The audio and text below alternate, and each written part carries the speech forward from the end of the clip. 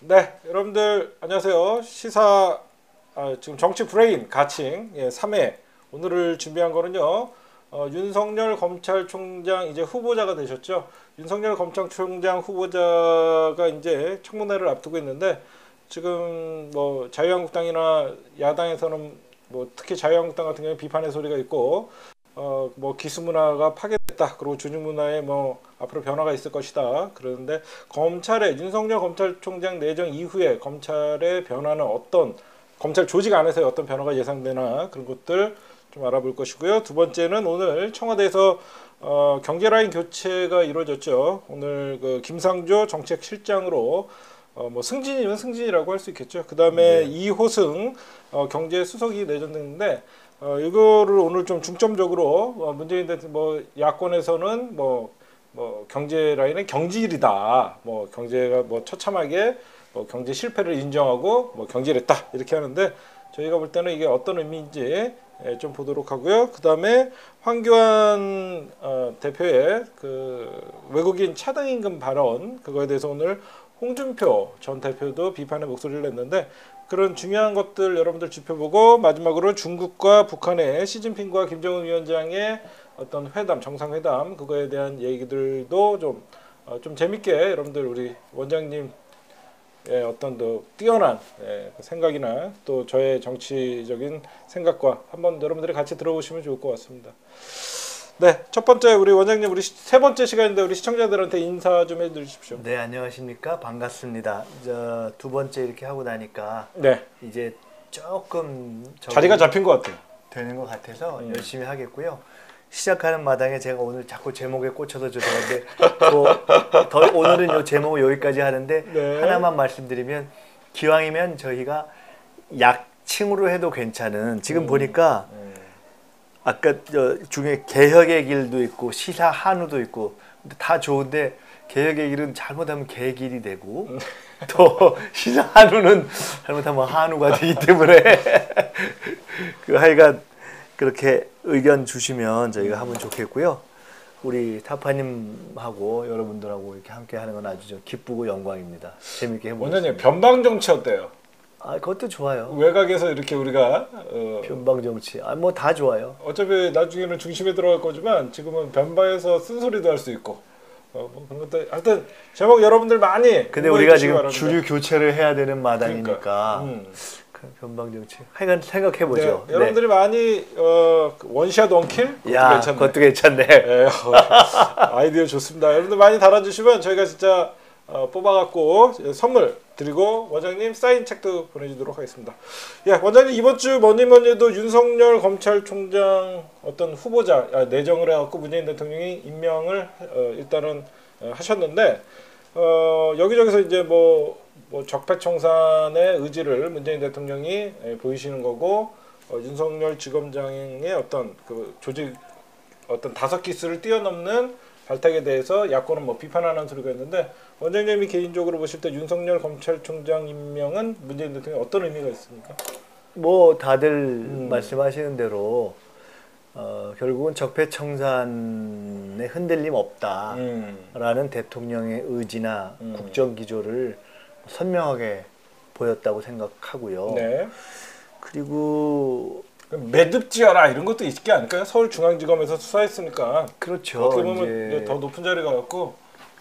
그렇죠. 그러니까 완벽하게 좌고우면하지 말고 정리를 했으면 좋겠다는 그런 뜻도 있고 또 하나는 여러 가지 생각이 드는데 네네. 어쨌든 윤석열 이제 총장 후보자 또 총장 이제 내정자가 네. 일은 하여간 똑부러지게 한다. 이건 아마 지지하는 사람이건 아니건 지금 저 자유한국당에서 시비를 건다 해도 네. 그거는 지금 시비 걸기가 어렵잖아요. 네. 윤석열 총장이 일 잘한다 하는 것은 네. 저는 엊그젠가 어느 언론에서 나온 거 보면서 야, 그거 참 저 양반 말 재밌게 한다 생각 들었는데 어떤 기자가 지나가면서 뭐 옛날에 좀 구원이 있는 이런 사람들에 대해서 뭐 보복을 할 거다 이런 얘기가 나오는데 어떻게 생각하세요? 이런 식으로 물었나 봐요. 윤 총장한테? 네. 근데 윤 총장이 아니 저 아. 사적으로 뭐 하면 그게 깡패지. 그게 깡패지 검사니까. 근데 아주 멋지더라고 마음에 들더라고요. 그래서 그 윤석열 총장의 세계관이나 네. 정치관이나 네. 또는 심지어 앞으로 어떤 검찰 개혁에 대한 생각이나 이런 것이 여러분과 저와 다른 대목이 저는 있을 거라고 봐요. 전 문재인 대통령하고도 다른 대목이 있을 거라고 봅니다. 그러나 그것과는 별개로 적어도 검객답게 이렇게 원칙을 갖고 검을 다루는 검객같이 한번 하겠다라는 그런 총장이 나온 것은 저는 굉장히 좋다고 보고요. 개인적으로는 어쨌든 윤석열 총장이 그 댓글 수사하다가 밀려났다가 진짜 어려움을 겪었다 이렇게 돌아온 네. 거잖아요. 저는 저렇게 광야 생활을 한 사람들이 돌아오는 그런 스토리에 굉장히 애착이 많이 가요. 좀 동병상련. 아니 광야생활 많이 그렇죠. 뭐 저도 그렇긴 하지만 더 오래 일반적으로 그렇죠. 네. 일반적으로 그런 것이 아까 무협지 얘기했지만 무협지 보면 꼭 이렇게 주인공이 잘 나가다가 어려웠다가 다시 돌아오고 그렇잖아요. 그렇죠. 그런데 그래서 일종의 고진감래라고 할까 사필 규정이라고 할까 그런 생각이 들어서 저는 일단은 그리고 대통령께서 진짜 이렇게 여러 가지 보수층에 예. 시비가 있을 수 있는데 전혀 흔들리지 않고 그냥 딱 적폐청산 원칙 하나를 딱 갖고 적어는 칼라가 인사라는 것이 제일 중요한 건 칼라거든요. 근데 그 점에서 메시지가 명료했다는 점에서 저는 좋습니다. 제가 보면 자유한국당이나 이런 윤석열 총장의 임명에 비판하는 사람들은요. 지금 윤석열 총장의 임명을 비판하는 자들은 제가 보면 뭔가 구린 자들이에요. 제가 볼 땐 뭔가 겁먹는 거 아닌가 오히려. 그 조금 뭐 일단 동의하고요. 네, 그런 것 같아요. 네. 저는 무슨 생각이 들었냐면 이번에 황교안 대표가 윤석열 총장 되고 나서 첫 코멘트하는 걸 이렇게 제가 주의 깊게 봤어요. 뭐였죠?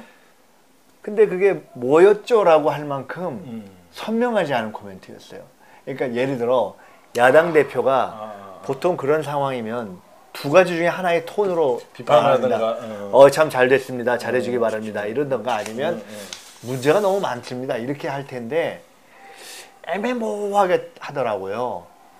그래서 저는 저것이 어쩌면 자유한국당의 내심일 수 있다.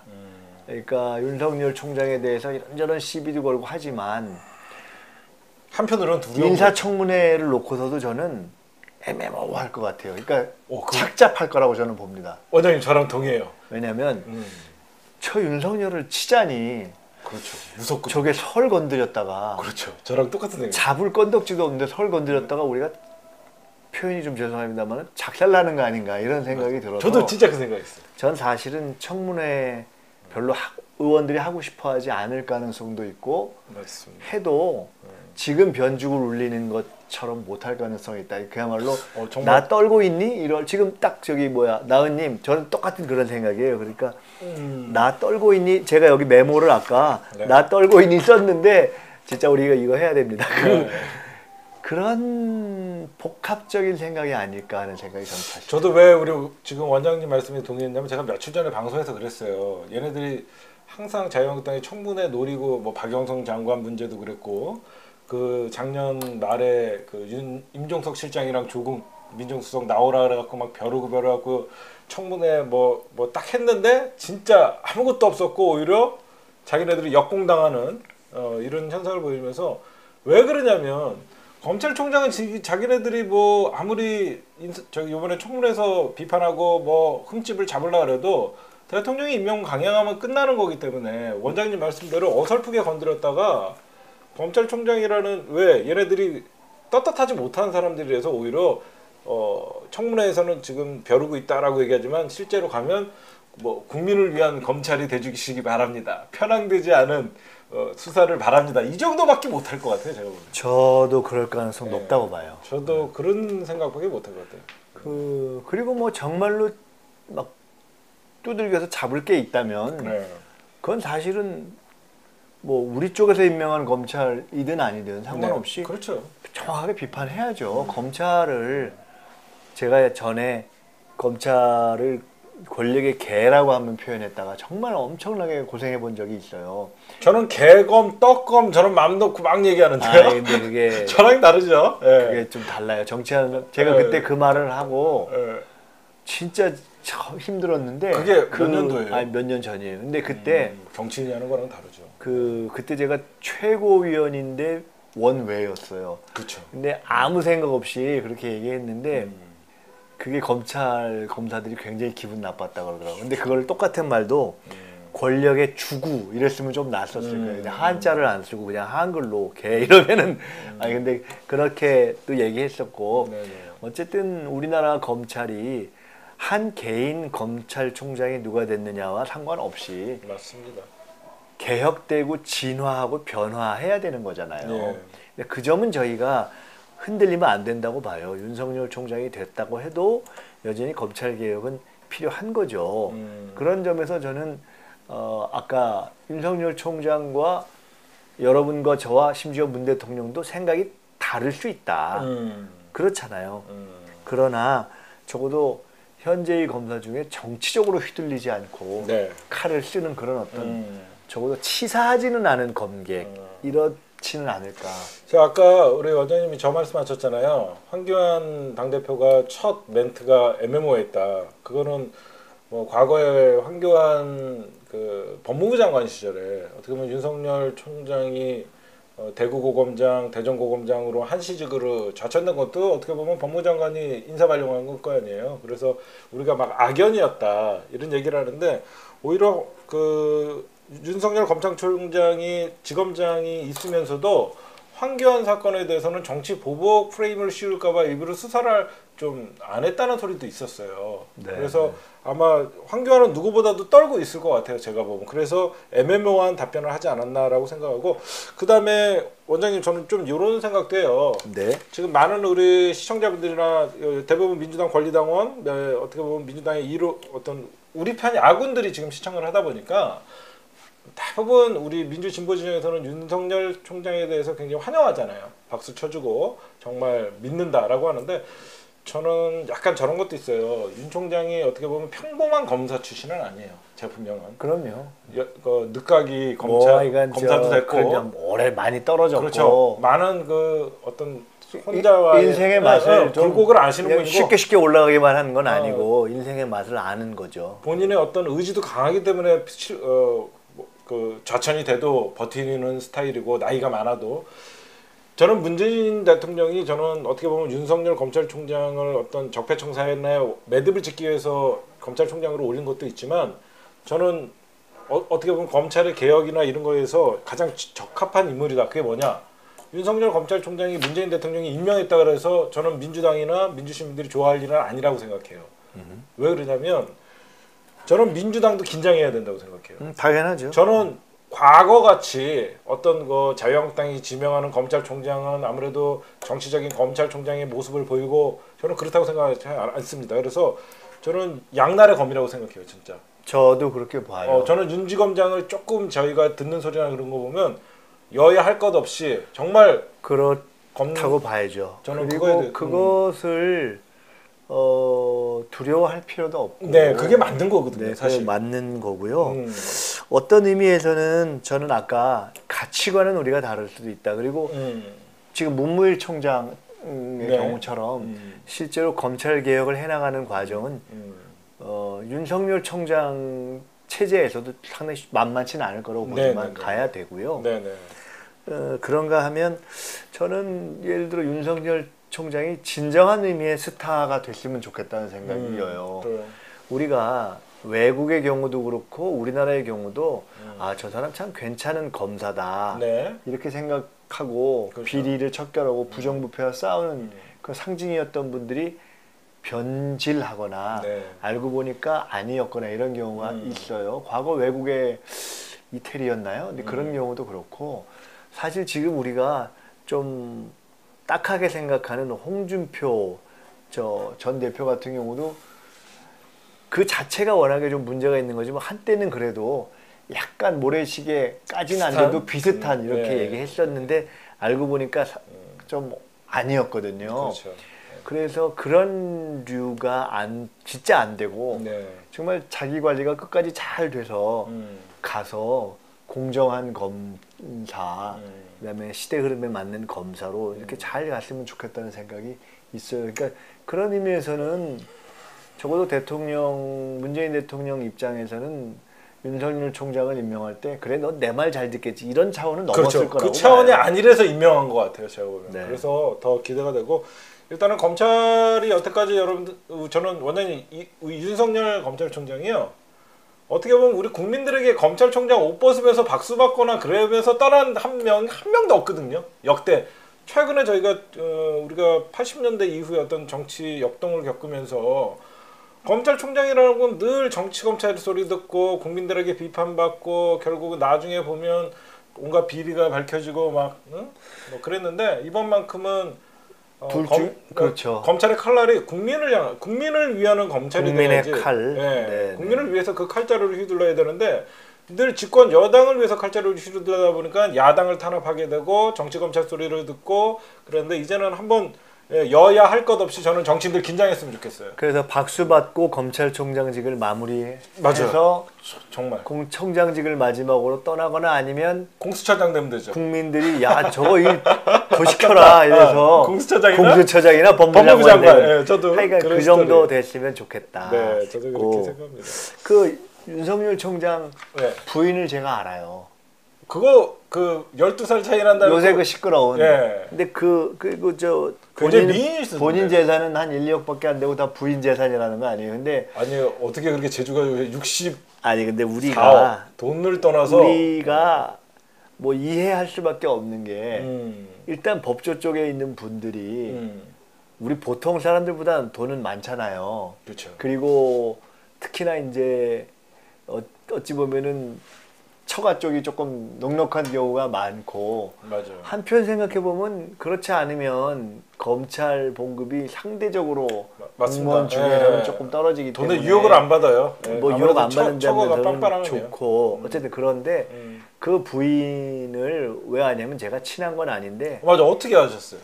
그 예술의 전당에 그분이 네네. 문화 쪽에 있는 분인데 예술의 전당에 가면 하여간 뭐 그런 문화 기획을 하시는 분이어서 네네네.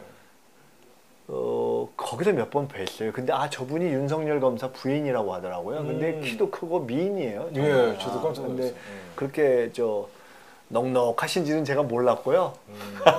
그럼 더 부러워했을 텐데. 근데 그 전에 여러분 혹시 그 걷는 사람이라는 세계적인 그 작품이 있어요. 그 자코메티라고. 제가 제일 좋아하는 작품 중에 하나인데 작가인데 네. 그 자코메티 전도 그분이 기획하셨던 것 같고 내가 유명한 분이에요. 부인이. 근데 윤석열 그렇게 결혼했다는 것도 윤석열 총장이 윤석열 검사랑 독특한 사람이지. 왜 결혼했냐 했더니 나 아니면 저 사람 결혼 못할 것 같아서 결혼했다. 그러니까 윤석열 총장이 검사가 독특한 거죠. 맞아요. 저도 굉장히 왜냐하면 그 부인은 이렇게 우리가 보기에는 야 검사 부인으로 안 보이는 굉장히 문학계에 있는 분이니까 굉장히 이렇게 좀 문화적인 자유로움, 자유분방해 보이는 분이거든요. 그렇죠. 그래서 야, 참 하여간 그렇습니다. 그런 인연이 있었네요. 네. 개인적으로 윤석열 검찰총장 후보자 아세요? 몰라요. 한 번도 통화나 얘기해 본 적이 없어요. 예, 예. 그 앞으로도 안 만났으면 좋겠네요. 그렇죠. 잘못하지 않고 착하게 살아가지고. 자주 만날수록 좋은 거 없습니다. 야, 검찰총장이라는. 그렇죠. 윤 총장이 박범계 의원하고 동기라는 거 아니에요. 근데 박범계 의원이 국회의원 됐을 때 동기 모임을 했는데 와가지고 10분 동안 말 한마디도 안 하고 한 잔 딱 하고 일어났다는 거 아니에요. 네. 그래서 역시 검찰은 정치와 멀리해야 된다. 박범계 의원이 저랑 상당히 특별한 특수관계가 있는 사이거든요. 어떤 특수관계요? 뭐 하여간 특수관계가 있어요. 저랑도 굉장히 좀 친분이 있어 박봉계 의원님. 네. 그래서 우리가 서로 좋아하고 덕담을 많이 하는 사이인데 하여간 그렇습니다. 이제 아마 윤 총장 이제 됐기 때문에 벌써부터 몇 분들 같이 경쟁했던 분들이 이제 옷 벗는다 소리가 나오는데 봉욱 네. 근데 지금 보니까 윤 총장이 나이는 많은데 기수가 뒤어서 그렇죠. 이게 참 깝깝하겠어요. 근데 저는 그렇게 생각하지 않는 게요. 여러분들 그 유튜브나 그런 데 찾아보시면요. 윤석열 중앙지검장 처음에 그 출근할 때 네. 맨 앞에서 고개 숙이면서 이렇게 그 차를 기다렸던 사람이 노승건이에요. 노승건은 22기예요. 이미 중앙지검장 할 때요. 22기, 20기들 다 미리 나와갖고요. 이미 다 고개 숙이고 이미 그러니까 아니, 윤 총장이 사실은 상관없죠. 진짜 원장님 제가 궁금한 게 원장님이 대학 한참 선배예요. 네. 지금 윤석열 지검장이 김수남 동기거든요. 서울대 79학번이에요. 근데 새카만 나 대학 졸업하니까 들어온 친구인데 사실을 먼저 합격했다 그래서 윤 검사 이렇게 못하지 않아요? 선배님이 되는 거 아닙니까? 당연히 학교는. 아니 거기 이제 요 케이스는 그나마 나이가 위고 학교가 위이기 때문에 맞아요. 훨씬. 기수가 뒤여도 맞아요. 아마 저 예를 들어 고시 공부할 때는 형 이러면서 같이 예, 준비하다가 맞아요. 그 형은 계속 떨어지고 그러니까 오히려 미안해갖고 그럴 형한테 소주 가능성이 사준다고 있는 선배님 거죠. 잘 돼요 네. 이런 게 많지. 그 케이스는 그런 거 예, 같아요. 저는 왜 그랬냐면 그 누구야 지금 다들 지금 뭐옷 벗는 사람은 저는 극히 한정돼 있을 거라고 생각합니다. 그리고 뭐 꼭 옷 다 벗어야 되는 것도 아니고. 옷을 안 벗어야지 오히려 검찰이 개혁이 시작된다고 생각합니다. 근데 이제 또 검찰 조직은 군 조직처럼 어떤 그렇죠. 이렇게 상명하복 어떤 그런 느낌의 조직이기 때문에 음. 일정하게 벗는 것도 괜찮고 그러나 꼭 다 벗을 필요도 없고 그렇죠. 자연스럽게 자연스럽게 가닥이 잡히면 그러니까 될것 저는 같아요. 가장 여태까지 검찰을 바라보면서 가장 불만이었던 게요. 그 맨날 허구한 날 조직 문화 그래요. 네, 네. 저는 이 검찰이 가장 부패하는 자체가 이 조직 문화라고 생각해요. 자기들만의 어떤 기수 이런 걸로 해갖고 사실 검찰이 조직 문화가 중요하고 상명하복 체제가 중요했던 것은 위에서 까라니까 청와대에 사실 여태까지 정치 검찰들이 위에서 이거 뭐 막어라 그러면 밑에 소신 있는 검사들도 위에서 이거 하지 마라라고 하면서 그거를 따를 수밖에 없었던 이 조직 문화가 기수 문화가 가장 검찰에 병폐했다고 생각하는데 이번에 저는 오히려 옷을 안 벗고 윤석열 검찰총장이 23기이지만 22기, 20기가 남아갖고 같이 일하고 오히려 원장님 이건 어때요?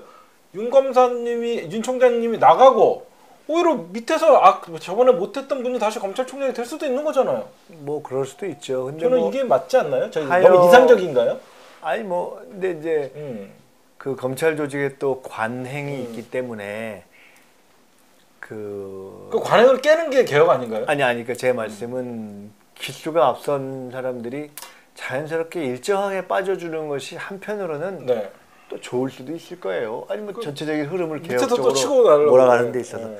그러나 전체적인 뜻에 맞고 적폐청산을 제대로 할 수 있고 또 야 그래 이 기회에 정말 이 눈치 저 눈치 안 보고 일을 제대로 해보자 네. 또 해보고 싶다 하는 분들은 계속 남고 또 윤 총장이 그런 분들은 기수가 앞이어도 그렇죠. 근데 사실 지금 보면 기수가 꽤 앞이어도 나이로는 윤 총장보다 작을 가능성이 있기 때문에 너무 작아요. 네, 그러니까 이거 남아서 같이 해줍시다. 오히려 지금 해봅시다. 제가 들리는 경우에 네. 윤지검장이 전화하면요. 얘 선배님 이렇게 봤죠. 좀 남아줘 이렇게 하면 거절 못한대요. 그렇겠죠. 사실은 네. 뭐 학교 때 선배고 같이. 네. 그러니까 그렇죠. 김수남 총장이 16기였거든요. 네. 그러니까 그 위에 17기, 봉우까지는 어떻게 19기 정도까지는 옷을 벗을 수 있다고 생각해요. 네. 어떻게 보면 여태까지 관행상 자기네 차례였는데 그렇죠. 학교하니까 열받아서라도 네. 나갈 수 있는데 저는 20기, 21기는 한참 그렇죠. 새카만 후배들이거든요. 네, 네. 그래서 저는 오히려 그리고 언론에서 너무- 부추기는 것 같아요. 너무 많이 나가서 네.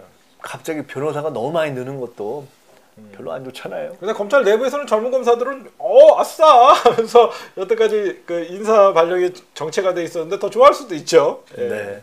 어쨌든 검찰의 조직문화, 기수문화의 문제점이 과연 윤석열 검찰총장이 된 이후에 검찰도 많은 그 변화가 생길 것 같아요. 특히 이제 과거에 있었던 뭐 표적 수사나 뭐 어떤 검찰이 가장 우리 원장님이 보실 때 야 검찰의 어떤 이 조직 문화 이런 걸 다 떠나서 대한민국 여태까지 검찰이 정치 검찰이나 이런 데는 원인이 뭐라고 생각하고 어떤 게 가장 뭐가 야 이거는 좀 아니다라고 생각하시는 건 잘 아실 거 아니에요.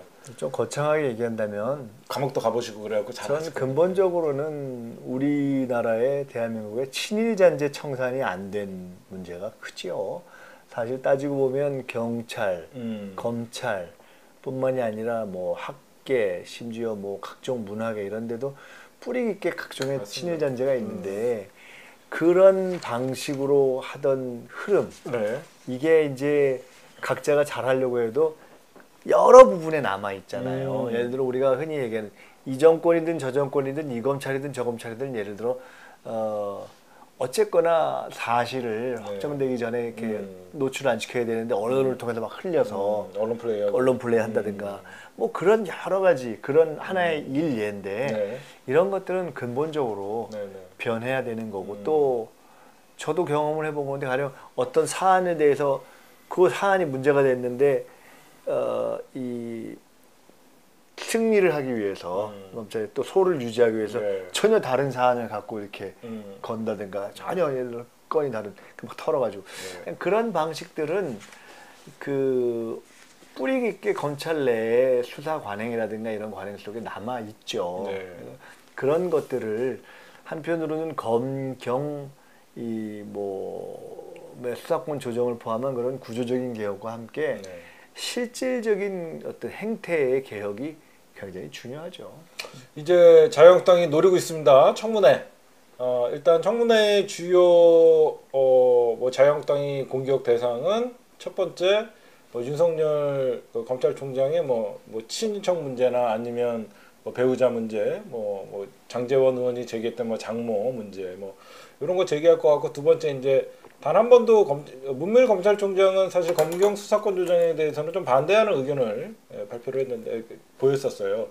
윤석열 검찰총장 후보자는 아직 그거에 대해서는 명확한 본인의 소신을 얘기하지 않았고요. 네. 그 부분에 대해서도 좀 논점이 될 것 같고 이번 청문회에 대해서는 어떻게 보세요? 어떤 예상을 하세요? 어떤 게 주요 좀 우리가 그러니까 뭐 청문회를 하게 된다면 그러니까 하게 된다면이라는 전제는 청문회는 하는데 청문회만 하겠대잖아요.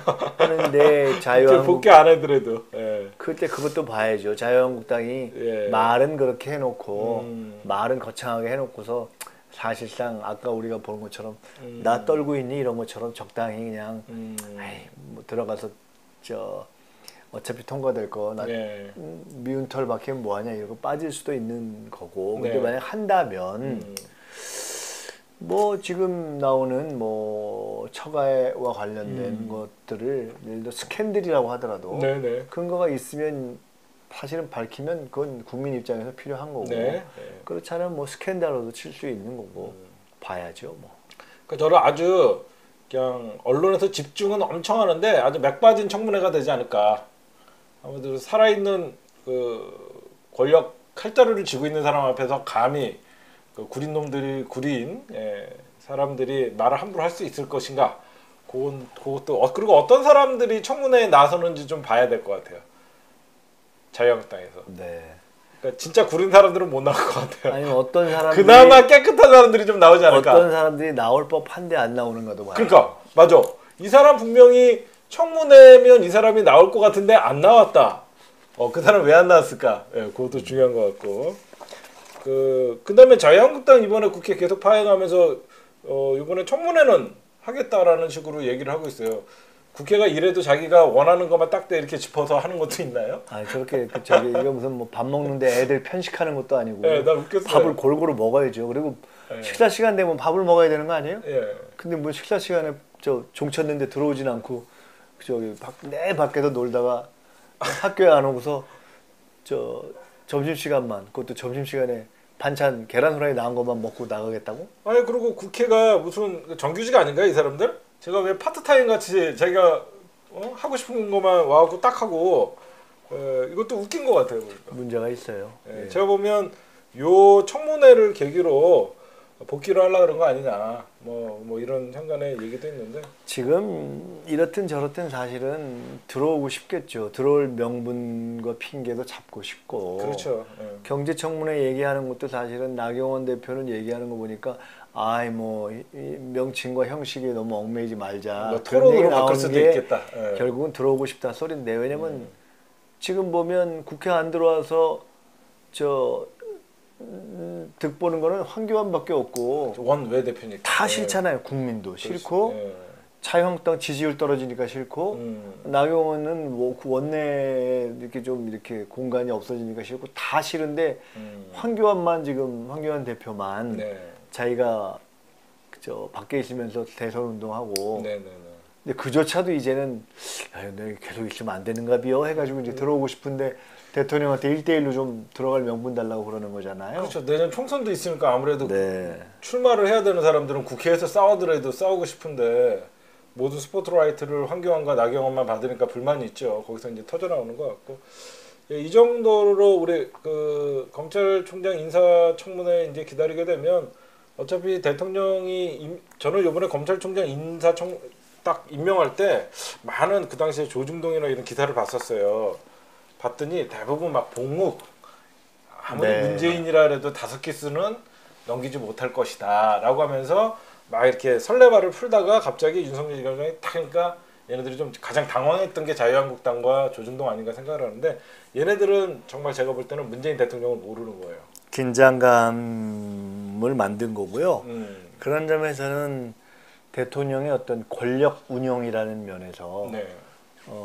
저는 굉장히 인사권을 잘 쓴 맞아. 눈치 보지 않고 소신 원칙에도 네. 맞고 어떤 이 정치적 긴장을 딱 쥐고 대통령의 권한과 정당한 권력을 잘 행사하는 점에서 저는 굉장히 좋은 인사였다고 생각해요. 저는 혀를 찌르는 인사라고 좀 생각해요. 설마가 정말 문재인 대통령이니까 가능한 인사가 아닌가 생각을 합니다. 눈치 보지 않고 대통령이 합법적인 권한을 쓸 수 있고 그리고 검찰 개혁과 문재인 대통령이 어떤 적폐청산의 의지를 다시 한번 밝힌 게 아닌가 생각합니다. 저희 전정님은 자한당 첫날 밤만 치르고 결혼은 하지 않겠다는 도적놈 심보. 저게 저 양반들이 부끄러워서 그런가요? 첫날 도적들이 밤만 저런 치르고 결혼 않겠다 그러면 혼인빈자 간음이 됩니다. 예. 그렇죠. 그렇지.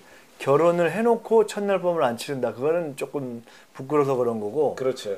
첫날 밤을 치르고 결혼 안 하겠다. 저거는 첫날 밤을 그렇지. 결혼 첫날 밤이 아니라 그냥 일단 하여간 그냥 자기 좋은 것만 한다. 저건 도적놈 심보 맞네요. 네. 그다음에 두 번째 주제 넘어갈까요? 네, 넘어가죠. 네. 예, 여러분들 두 번째 오늘은 여러분들이 좀 잘 들으셔야 돼요. 이 청와대 오늘 경제 라인 교체가 좀 이루어졌습니다. 정책실장의 김상조 공정거래위원장, 그 다음에 경제수석의 이호승 수석이 됐는데 경제 1차관 출신이에요. 일단은 우리 원장님 어떤 이번에 교체에 대해서 어떻게 보는지 얘기를 좀 들어보고 저랑 좀 얘기를 나눠보도록 할게요. 큰 틀에서 보면 김상조 정책실장, 이호승 경제수석, 예. 그리고 김수현 현재는 그만뒀죠 정책실장에서. 저 장관으로 가는 거잖아요. 아직 정해지지는 않았어요. 뭐 하여간 예, 저희끼리 뭐 가능성이 뭐 우리가 그거는 조금 이따가 분석을 통해서 해드린 거고 아직 발표가 안 됐으니까 가능성이 뭐 전 상당히 있다고 보는데 저도 그래요. 어쨌거나 그 김상조 정책실장의 이호승 경제수석으로 가는 이 체제는 저는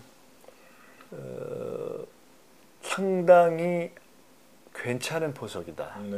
그러니까 시기도 적절하고 그 다음에 인사 내용도 적절하고 그리고 상당히 안정감도 있다. 우선 이렇게 총평을 저는 하고요. 왜 그러냐면 우리가 보면 이제 정책실장이 장하성 실장이 있었고 그다음에 김수현 실장이 있었잖아요. 장하성, 김수현, 그다음에 김상조로 간 건데 그럼 뭐냐? 각각의 이제 장단점이 있는데 장단점이라기보다는 이제 좀 개성을 놓고 보면 장하성은 경제학자고 물론 시민운동을 해서 그래도 참여적 시민운동을 해서 상당히 현실감이 있지만 학자 출신이고 특히 본인의 경제 이론이 예를 들어 피케티의 이론에서의 어떤 한국적 적용에 있어서 실제로 우리나라의 빈부격차의 문제는 임금격차에 있다라는 이론을 가졌던 분이어서 주로 소득주도 성장에 있어서의 최저임금 쪽에 초점을 맞췄던 분이지요. 그러니까 문재인 정부의 경제 기조를 좀 잡으시는 그런데 거죠. 이제 그런 어떤 이론적 학자로서의 강점은 있는 반면에 네. 실물 경험과 시장 경험이 조금 떨어지지 않느냐라는 한편 우려도 학자 있고 출신이니까.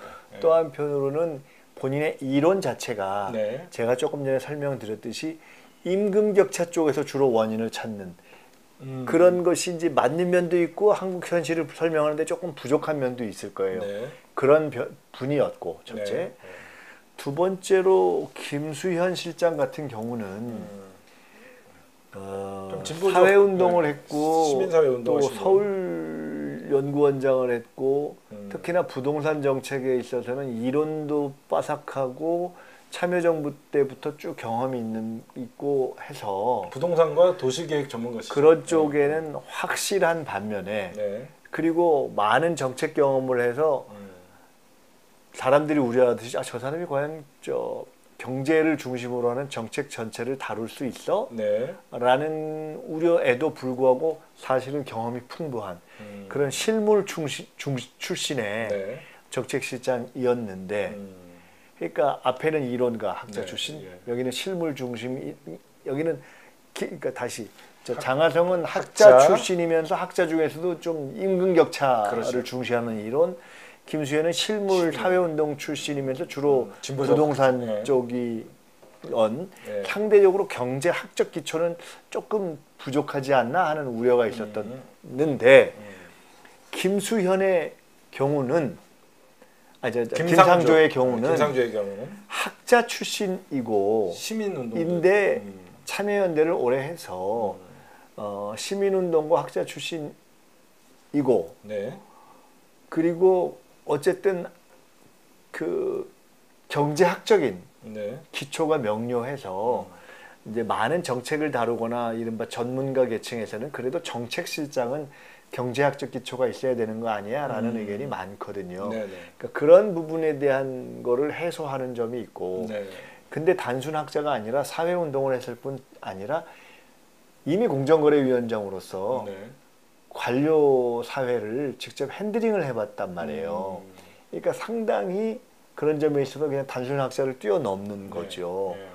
그러니까 그런 점에 있어서 강점이 있고 경제학적 기초에다가 학자 출신의 문제의식, 시민사회 개혁성에다가 그런 어떤 관료적 경험까지 쌓았을 뿐 아니라 한 가지 더는 공정거래위원장을 하면서 네. 시민운동 출신이면 너무 조금 편향되지 않을까. 물론 김상조 위원장이 재벌개혁을 좀 더 세게 하지 못했다라는 비판도 있습니다. 맞아요. 그러나 김상조 위원장이 하는 정도 갖고도 상당히 부담을 느끼는 재벌들도 많았죠. 많이 있고 또 어쨌거나 공정거래법이라든가 공정거래 체계가 이전에 비해서 진일보한 거는 사실이거든요. 그러니까 상당히 신중한 균형 감각을 갖는 현실주의적 접근을 했다라는 점에서 안정감을 가지고 있는 거예요. 그런 점에서 보면 김상조 실장은 상당히 여러 가지 장점이 있는 데다가 네. 지금이 경제가 외적 요인과 구조적 요인 때문에 이제 어려워지고 있는 시점이어서 네. 새로운 메시지가 필요한 시점이어서 적절하게 좀 사람이 바뀔 때가 됐거든요. 네. 그런 점이 좋고 한 가지 더 숨은 네, 그거 의미는 네, 잠시만요. 그거 네. 제가 볼 때는 이제 김상조 공정거래위원장에서 사실 승진 케이스로도 봐도 될 것 같아요. 정책실장이면 일단은 김상조 공정거래위원장이 사실 재벌개혁 방금 말씀해주신 재벌개혁을 앞장섰던 분이고 저는 문재인 정부에서 이번에 그 정책실장 김상조 전 공정거래위원장이 됐다는 거는요 두 가지 의미로 보는 게요. 그거 어떻게 생각하실지 좀 얘기해 주세요. 일단은 재벌개혁을 놓지 않는다는 문재인 정부의 의지가 저는 담겨져 있다라고 생각해서 오히려 재벌들이 더 긴장할 수 있는 그런 것도 있고 그 다음에 어떻게 보면 장하성 실장과 김상조 공정거래위원장이 문재인 정부의 어떤 경제 기초의 틀을 소득주도 성장을 만드신 당사자이기 때문에 경제 성과를 이제는 내야 되는 시기이기 때문에 이분도 사실상 되든 안 되든 직접 청와대 정책실장을 주도하면서 경제 정책을 주도하면서 끝까지 책임지는 모습을 보여주는 거고, 한편으로는 아까 잠깐 얘기했었지만 뭐 딴 데 또 청와대에서 좀 교통 정리한 의미가 좀 있다고 저는 봐요. 그래서 김수현 실장이 아까 뭐 국토교통부 장관으로 간다는 소리도 있고, 근데 야권에서는요, 경질성 인사 요번에 그 발령이다 이렇게 얘기하는데, 제가 볼 땐 전혀 그거는 터무니없는 소리 같은데, 그거에 대해서는 어떻게 생각해요? 경질성이라고 자꾸 보도를 하는데, 그건 전혀 저는 경질성이라기보다는 저는 사실은 네. 가끔 제가 말씀을 시청자가 1000명이 넘었습니다. 다른 자리에서도 드리는데, 저는 이제 자유한국당이 자꾸 경제 폭망론도 얘기하고 막 이러잖아요.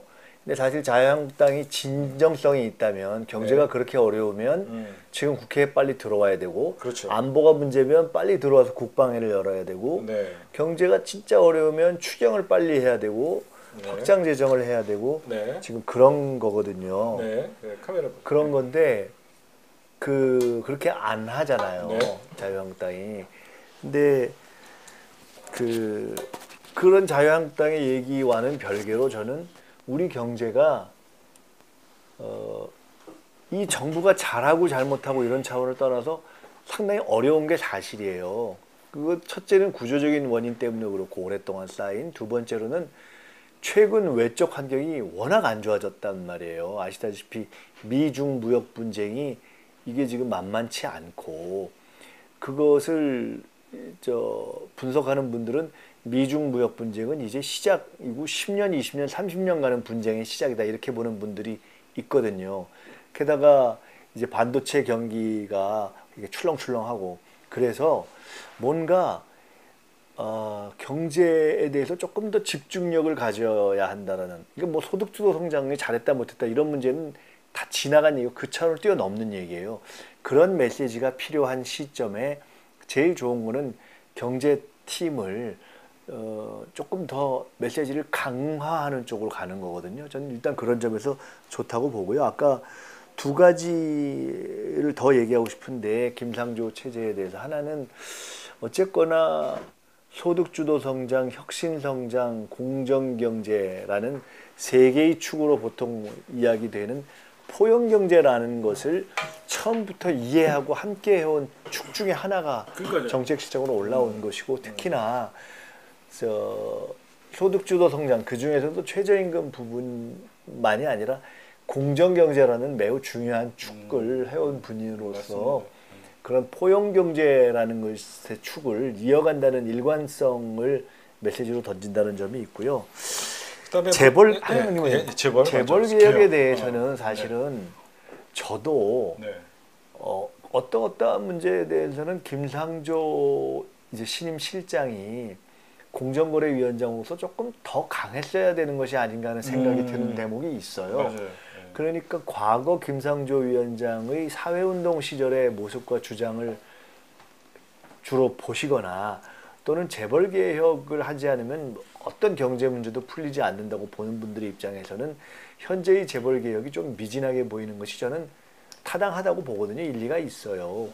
그리고 그냥 공정거래 문제만 놓고 봐도 몇 달 전에 저희가 당에서 프랜차이즈 이런 문제 때문에 이렇게 현장에 가서 가맹점 봤을 때, 특히 편의점 이런 걸 봤을 때 너무너무 고통받는 그 편의점 점주, 어떤 한 젊은 엄마가 막 눈물 흘리는 걸 보고 다들 고통이 너무너무 마음이 아팠던 경우가 있는데, 본사의 횡포에 그런 케이스 중에 어떤 케이스들은 꼭 법이 아니더라도 기존의 공정거래 체계에서 공정거래위원회 자체의 현재 기준에 의한 감시만 조금 더 강하게 해도 해결될 수 있는 문제들이 있는데 좀 미약한 거 아닌가, 예를 들어 이런 생각을 가지고 있어요, 저도. 그래서 조금 더 강했으면 좋겠다는 생각이 있는데, 그러나 한편으로는 김상조 위원장이 막 튀는 방식이 아닌 방식으로 우리 재벌에 있어서 문제점 중에 하나인 그 일감 몰아주기 같은 거는 상당히 이렇게 쪼인 것이 사실이에요. 상당히 쪼이고 있고, 그 대목에서는 지금 좀 변화가 일어나고 있고, 그리고 공정거래법 전체에 대해서 이렇게 법적인 접근을 하는 노력을 하고 있어서 좀 연착륙 시키는 것 같아요. 그리고 네. 일단 그렇게 해서 공정거래의 시스템을 정리한 일은 거의 저는 마무리된 단계라고 봐요. 김상조 위원장이. 네. 그래서 이제는 바뀔 수도 김상조 위원장이 공정거래위원회에서 할 수 있는 일은 다 마쳤다. 그래서 아마도 재벌개혁에 미진한 점이 있다고 느끼는 분들이 있는 것이 타당하고 일리가 있고 또 우리가 더 강하게 해야 되지만 아마도 재벌들 입장에서는 김상조 위원장이 공정거래위원장으로만 있는 것이 아니라 정책실장으로 갔을 때 더 부담을 느낄 겁니다. 그렇죠. 그래서 그런 의미에서 보면 아까 윤석열 총장 임명이라든가 네. 김상조 실장 임명은 큰 틀에서 보면 우리 어떤 사회나 경제에 있어서 시시비비나 원칙이나 공정성을 높이는 데 있어서는 저는 적어도 플러스 쪽으로 갈 것이다 이렇게 보기도 하고 문재인 기대도 대통령의 해요. 의중도 오늘 어저께인가 그 반칙과 특권이 없는 그런 사회를 늘 강조하시면서 어떻게 보면 재벌 개혁이 미진하다는 거는 저는 사실 김상조 공정거래위원장만의 문제는 아니라고 생각했던 게요. 본인의 의지가 있어도 관료 조직이 움직이지 않는 게 가장 큰 문제였었고 공정거래위원장에서 뭐 법을 만들어 갖고 할 수도 있지만 좀 연착륙 시키는 처음에 부분도 있다고 생각하는데 이번에 김상조 아까 우리 원장님이 말씀하신 게 장하성 실장은 학자 출신 그리고 실물 경제에 좀 강했던 김수현 어떤 시민사회 운동가 그다음에 다시 학자 그다음에 요거를 이제 반대로 이호승 이번에 그 경제 수석 문제를 좀 보면요 여러분들이 아마 조금 더 제가 여러분들에게 좀 말씀을 드리면 처음에 홍장표 경제 수석이 들어오고 그다음에 그 윤종원 들어오고 그다음에 이호승 이렇게 들어왔고 오늘 이호승 그 경제수석이랑은 좀 인연이 있으세요? 그건 별로 없고요. 이호승 경제수석 문제는 어떻게 생각하세요? 이번에 그 경제수석은 그 결국 이제 청와대 수석 특히 경제수석은 과거에는 경제수석들이 직접 나서서 막 부처를 비틀고 우리가 이렇게 비튼다고 하죠. 팔을 비틀기도 하고 뭐 이런 그러다가 것들이 감옥 가 있잖아요. 있지만 지금. 안종범이라고. 있지만 지금은 이제 그런 것은 아니라 정책을 갖고 하는 것이기 때문에 네. 근데 그렇기 위해서는 사실은 관료 쪽 특히나 기재부 쪽 이런 쪽을 이해하지 않으면 맞습니다. 이게 그냥 목소리는 큰데 되는 건 없는 경우가 많아요. 근데 이호승 수석은 청와대에 있어 봤고 청와대 일자리 비서관을 했다가 그래서 정부의 기조를 잘 알면서 재경부 내부에 또 알고 기재부 1차장으로 기재부를 알고 다시 왔기 때문에 그런 점에서는 글쎄요 이런 표현을 쓴다면은 예를 들어 뭐 정책에 대한 소통력, 집행력, 장악력 이런 것은 상당히 있을 거라고 보고요. 네네. 그런 점이 있죠. 저는 제가 한 말씀 드리면요. 네. 먼저 저는 문재인 대통령이 이번에 인사 이호승 그 경제수석이나 김상조 실장 이거 정말을 문재인 대통령의 경제를 잘 이해하시는 분이고 국정 운영을 잘 아셔서 하는 결정이라고 생각하는 게요. 여러분들 잘 생각해보면요. 왜 기재부에서 여러분들 늘 모피아라는 얘기 많이 들으셨죠? 모피아라는 얘기가 왜 나오냐면요. 한마디로 그 청와대의 어떤 그 문재인 대통령의 그 정치 철학을 잘 알고 있는 분이 아무리 기재부에다 얘기를 해도 그게 움직이지 않는 여태까지 가장 움직이지 않는 조직이 기재부예요. 돈을 만지는 복지부동하는 게 가장 많이 있어서 어떻게 보면 한번 그 청와대 정책 기조를 아는 분을 기재부의 어떤 그 기재부 1차장으로 보냈다가 관료 조직에 보냈다가 다시 그 관료 조직 출신들을 청와대에 오면 여러분 얘네들 왜 모피하라는 소리를 듣냐면요. 기재부 애들은 자기 직속 상관, 자기네 출신들 말 아니면 안 듣는다는 소리가 기자들 사이에 늘 많이 있었어요. 그래갖고 기재부 출신을 다시 청와대에 부른다는 거는요. 복지부동한 공무원들을 끝까지 같이 움직일 수 있게끔 하는 그런 면도 되게 있다. 여러분들에게 좀 그런 걸 아시면 이해가 좀 잘 되실 거예요. 간단하게 한두 가지만 말씀드리면 아까 이제 이호승 수석을 잘 아냐 그래서 제가 이호승 수석의 경우는 개인적인 인연이 별로 없다고 말씀드렸는데 예를 들어 뭐 김상조, 김수현 이런 분들은 비교적 알죠.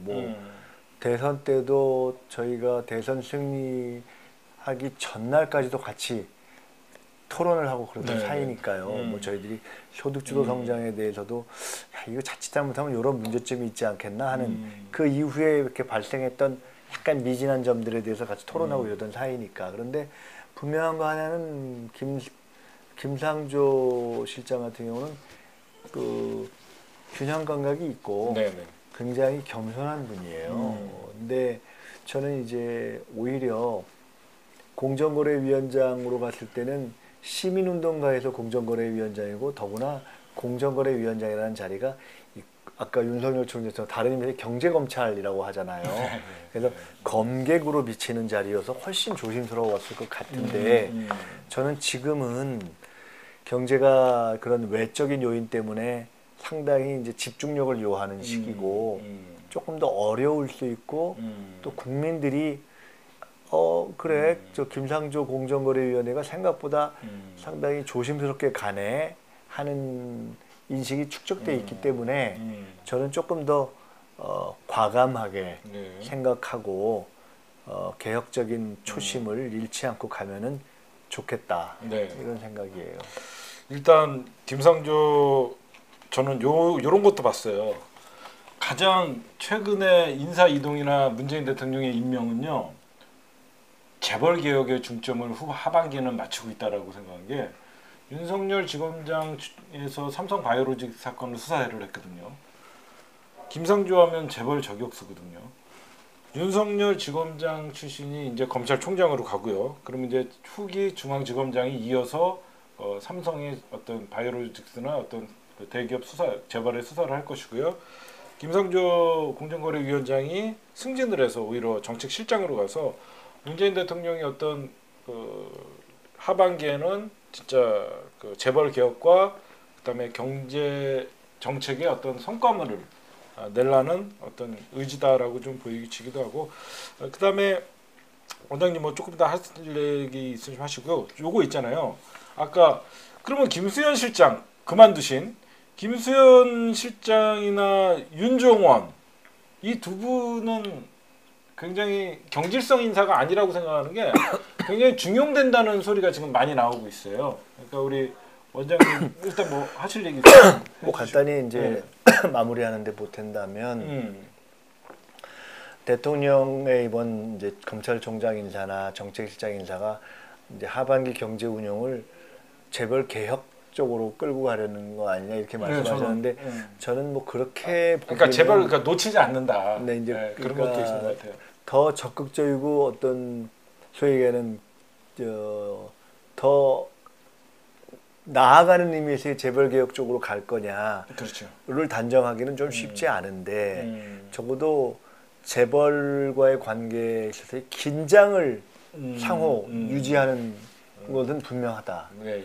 그리고 경제가 어쨌든 예를 들어 KDI의 유종성 대학원장 같은 경우는 상당한 재벌 개혁론자인데도 불구하고 지금은 워낙 경제 환경이 어렵기 때문에 경제 활성화를 위한 뉴딜이 필요하다 이렇게 얘기를 하는 분들이 있고 또 전통적인 경제 개혁을 많이 얘기하는 분들도 그런 어떤 어쨌든 우선 활성화가 필요하다고 하는 시점이기 때문에 어느 정도 선에서 이거를 물론 근본적인 의미에서는 재벌이 개혁돼야 한국 경제가 사는 거죠.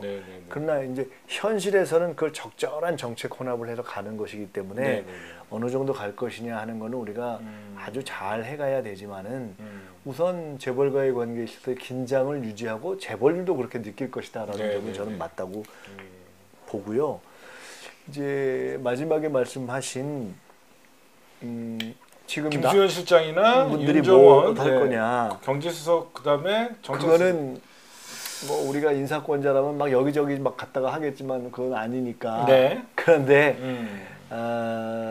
그분들은 뭐 어떤 지금 하자가 있거나 그래서 물러나는 것이 아니기 때문에 적절한 역할들을 하실 것이라고 보고 다만 김수현 실장의 경우는 워낙 부동산에는 현재로서는 이제 이론적으로나 실물적으로나 그 다음에 의지에 있어서 뭐 제일 앞서가기 때문에 지금 어쨌든 부동산이 부동산이라는 건 아차하면 또 흔들릴 수 있는 들썩거리니까. 것이어서 예. 그 관련한 역할을 그래서 이제 사람들이 다음 그 장관으로 가는 거 아니야? 이런 얘기를 예. 그러니까 이제 뭐 진짜 나오고 있어요. 김현미 예. 장관 후임 얘기하는 왜 그러면 거 아니야? 김현미 장관님이 워낙 총선 의지가 강하시기 때문에 100% 김현미 나온다고 장관은- 봐야 돼요. 김현미 장관은 어차피 이제 총선 나가야 네, 되니까 100% 나오신다고 봐야 돼서 네. 그 자리 국토부 장관에 딱 맞는 그런 분이 얘기가 있는데 네, 부동산 전문가고 도시계획 전문가다 보니까 김수현 왜 그러냐면 여러분들 맨날 그때 장하성 실장님이 그만둘 때도 뭐 경질성 인사다라고 했는데 문재인 대통령은 이 장하성 실장님 지금 중국 대사로 가 계세요. 네네. 그래서 이번에 뭐 야당에서 얘기하는 뭐 조중동에서 얘기하는 경질성 인사다 이거랑 전혀 맞지 않고 그다음에 제가 볼 때 윤종원 경제수석은 제가 볼 때 금융위원장으로 갈 가능성이 많다고 생각하는 게요. 현재 최종구 금융위원장이 어떻게 보면 경제 개혁에 있어서 굉장히 좀 비판도 많이 받았어요. 네. 비판도 많이 받고 좀 아시는 분들 안에서는 최종구가 적폐라는 소리까지 나온 적이 있었어요. 좀 아주 그 개혁적인 분들한테는. 그래서 최종구 금융위원장이 또 마침 총선 의지가 있다라는 소리가 또 있습니다. 네. 그러다 보니까 이번에 윤종원 그 경제수석이 청와대 문재인 정부의 어떤 정책 기조를 잘 이해하시는 분이라서 금융위에 이제 관료 조직에 들어가서 금융위를 개혁한다는 좀 소리도 있어서 왜 그러면 이분이 행시 27기 출신이고 그래서 금융위에 들어간다는 소리도 있더라고요. 어떻게 생각? 저 지금 보니까 우리 오케님은 인사 이동도 예견하는 이 방송 드드드 이러셨는데 그건 우리 대부분 맞춥니다. 타파님 숨어 있는 실세인 타파님한테 맡기기로 하고 저는 뭐 숨어 있는 실세가 아니기 때문에 그리고 아까 보니까 뭐 제가 지역 어디 하냐 물어보시는데 제가 원래 영등포를 국회의원 했었고 다시 또 영등포를 하려고 하고 우리 당 전체의 방침에 맞춰서 즐겁게 아름다운 경선을 하려고 하고 있습니다. 그건 그렇고요. 그 경제 얘기 그 정도 하고 다음 시간이 뭐 일단 여러분들 간단히 정리하면요. 문재인 대통령이 이번에 경제 라인 교체는요. 한마디로 문재인 정부의 경제 철학을 이해하신 분들이 청와대에서 같이 근무하다가 이제 관료 조직에 좀 미진하다 싶으면 관료 조직에 내려가서 실질적으로 관료 조직에서 개혁과 문재인 정부의 경제 철학을 같이 움직이는 과거에는 뭐 청와대에서 얘기했는데 관료가 움직이지 않는다. 모피아들이 뭐 그래서 비판을 받았는데 좀 그런 인사라고 여러분들이 보시면 될 것 같고 경질은 아니다. 이렇게 좀 보시면 될 것 같고 그리고 여러분들 김민석 TV 지금 시청자가 1000분이 넘으셨는데 한 3번 하니까 그래도 쭉쭉쭉쭉 늘어나네요. 김민석 TV 여러분들 많이 구독 그다음에 알람 좀 해주세요. 지금 한 200분, 300분 정도밖에 안 되시는데요. 내년 총선 준비하시는 분 치고 이러시면 안 돼요. 여러분들 너무 이제 구독자가 너무 적었습니다. 네. 적어도 한 1000명은 넘겨줘야 도와주세요. 돼요. 김민석 TV라고 치면요. 여러 가지가 떠요. 근데 김민석 원장님 얼굴이 있는 게 진짜입니다. 그리고 거기 보시면 제가 연구원장 할 때 민주공대라고 민주연구원의 공부하는 대담이라는 좀 긴 이렇게 대담이 쭉 시리즈가 있는데 상당히 좋은 대담들이 좋은 많아요. 영상도 많이 올라가 있어요. 뭐 최근에 이번에 저 장관된 김현철 장관과의 대담도 있고 통일부 장관님. 네. 그리고 제가 굉장히 이게 참 좋았다고 생각하는 예를 들어 이 보수 신문 출신인데 사실은 외교 문제에 대해서 굉장히 아주 식견이 있으신 그 중앙일보 대기자 김영희 대기자 이런 분 내용도 좋고 북한의 그 예술 조선화에 대해서 소개한 것들 하여간 재밌는 게 많아요. 그거 한번 보시면 괜찮을 것 같고요. 네, 여러분들 이따가 10시에는 다스베이다 가기 전에 저희가 방송을 8시에 하는 거는 여러분들이 다스베이다 기다리시기 전에 더 많은 분들이 저희 방송 보고 다스베이다 보라고 저희가 시간 편성을 8시부터 9시 반 또는 하여튼 10시 전까지만 하는 거예요. 여러분들이 그렇게 하시면 될 것 같고 그 다음에 우리 PD님 혹시 화면에 김민석 TV 유튜브 화면 좀 내보낼 수 있나요? 안 되죠?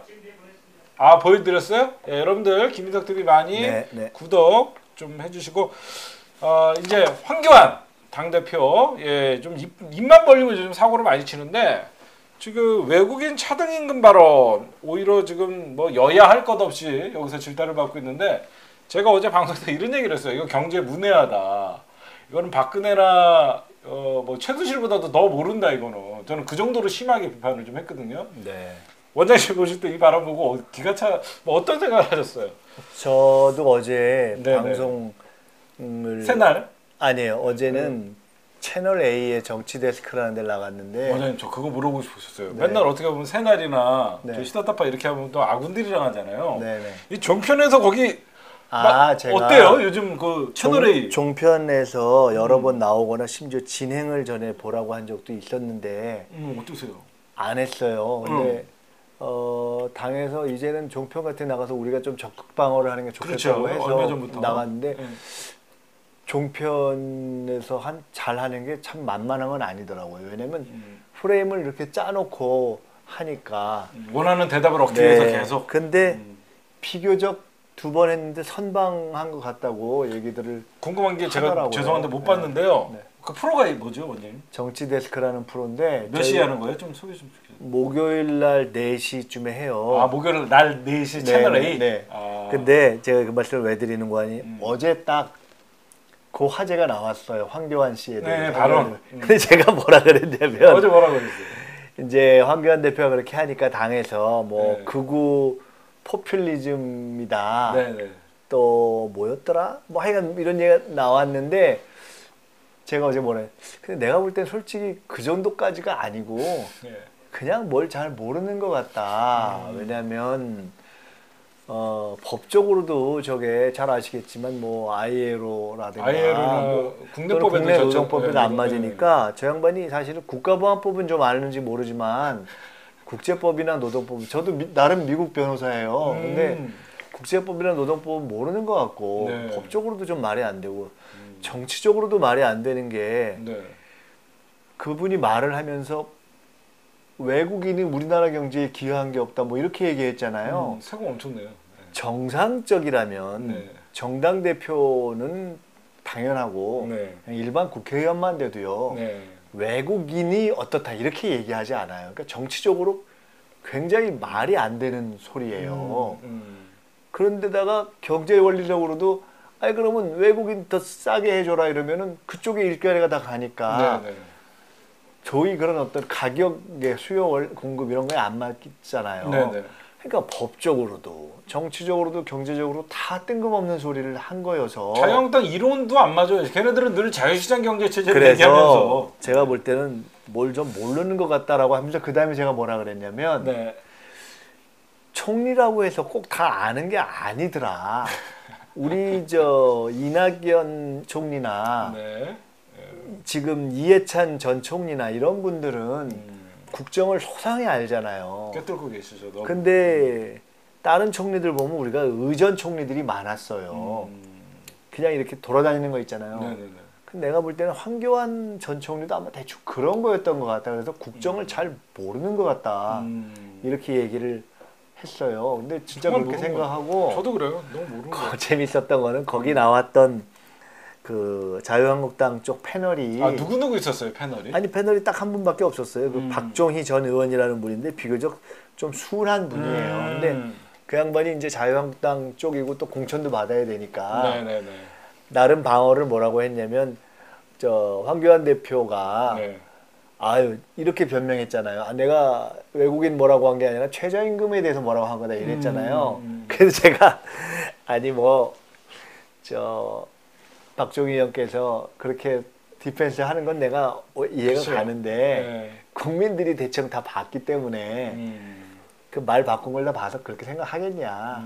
본인도 틀린 얘기인 줄 알기 때문에 쑥스러워서 말을 바꾼 거잖아요. 근데 더 재밌는 것은 황교안 씨가 이렇게 얘기했어요. 그에 대해서 기자들이 아니 이거 틀렸다고 얘기하는데 경제 원리에도 안 맞는다는데 어떻게 생각하십니까? 그러니까 황교안 대표가 아 제가 그 전문가들하고 각 부분은 의논해서 얘기하고 있습니다.